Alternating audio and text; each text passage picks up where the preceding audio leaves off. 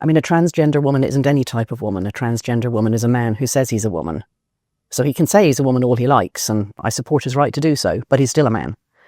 And if you are going to have any space that has only women in it, you can't let any men in. That's a very obvious, logical statement. So straight away you can see the issue. Like, the man is entitled to say he's a woman if he wants. He's not entitled to come into women-only spaces. And it's not just about safe spaces, you know. People want single-sex spaces. Both men and women do, for reasons other than safety. There's also just privacy and dignity and indeed freedom of association, which is another human right. But yes, the most severe issues are in places where women are at risk. So obviously women in prison, because they can't get away. And there's the blindingly obvious fact that the people in prison are criminals. And the pattern of criminal behaviour by men and women is quite different. Very few women are in prison, and most of them have experienced much more severe crimes than they committed themselves. Most women in prison have been the victims of serious crime, mostly at the hands of men. In most countries, it's about 20 times as many men are in prison as women, and the crimes are much more violent, and in particular, men commit nearly all sexual crimes.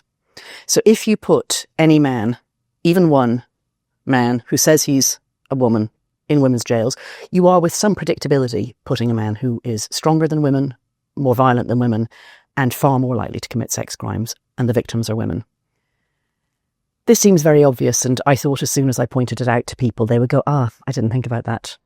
It turned out that's not what they say. They say things like, oh, you're saying all trans women are rapists. I'm not. That's a logical fallacy. I'm saying that if you let men say they're women and then get moved into women's prisons, who's going to say that? The men who want to mess with the system, the men who want to get access to women, you're going to end up moving rapists into women's prisons. So you ask a good question about why is it women who seem to support this more than men? And I've pondered that a lot, and I think part of it is just a bit, it's not actually true. It's that men have the luxury of not having an opinion on this, because it doesn't really affect men when women come into their spaces. So men can just go, this is just one of those things that flies by, I don't have to pay attention. Women are forced to have an opinion on it because it's us who are affected.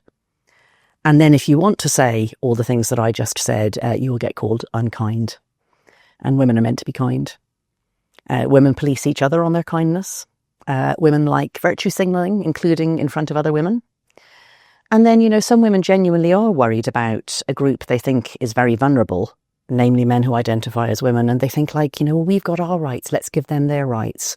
And they don't think through the consequences for women's rights. They're just trying to be kind to the next oppressed group. I don't think that's very logical, and then you have to notice that mostly it's not the sort of women who are going to end up in jail who are advocating for this. Very easy to advocate for poor trans women prisoners if you are not going to be the person who's locked up with them.